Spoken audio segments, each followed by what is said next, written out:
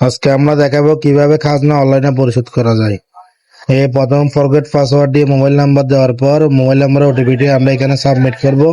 Submit করার পর আমাদের একটা পাসওয়ার্ড নিজের মতো গোপন একটা পাসওয়ার্ড সেট করব।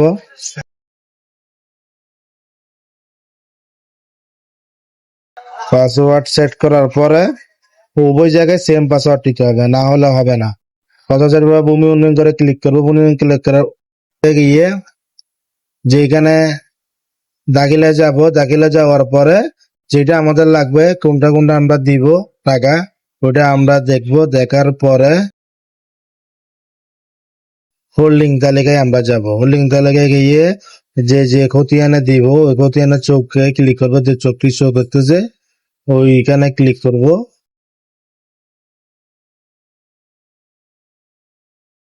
ক্লিক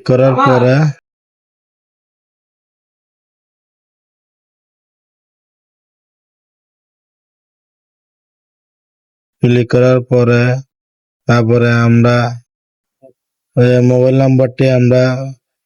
নাম্বার শো করবে, পেমেন্ট যেটাতে সিলেক্ট করব।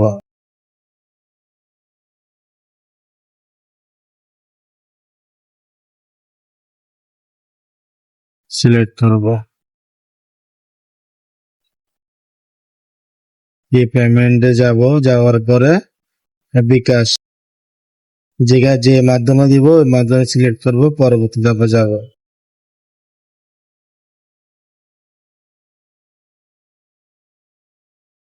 পরবর্তী যাওয়ার পরে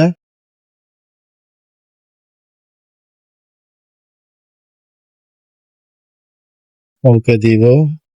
ওকে দেওয়ার পর মোবাইল নাম্বার দিব।